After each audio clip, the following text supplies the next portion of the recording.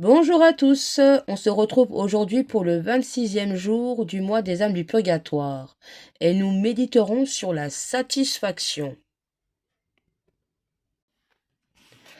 Si la justice humaine ne fait point de difficulté de délivrer un prisonnier pour dette lorsqu'un autre se présente pour les payer, n'est-il pas naturel de penser que Dieu, dont les miséricordes sont infinies, qui désire et ordonne que les hommes exercent la charité les uns envers les autres, veut bien recevoir nos œuvres satisfactoires pour le soulagement de ces saintes âmes qui ne peuvent plus satisfaire ni mériter pour elles-mêmes.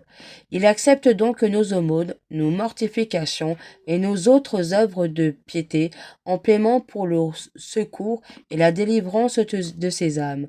En offrant nos prières et nos bonnes actions dans ce but, nous faisons d'une pierre deux coups.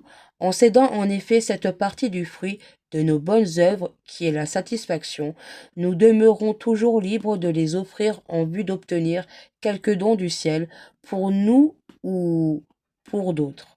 Ces œuvres mêmes, faites sous l'inspiration de la charité chrétienne, sont d'une plus grande efficacité sur le cœur de Dieu.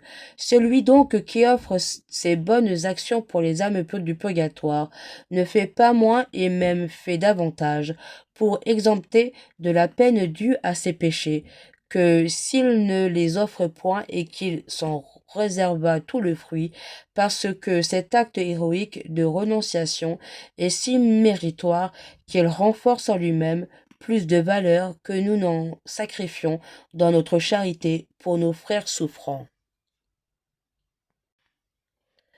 L'exemple du jour.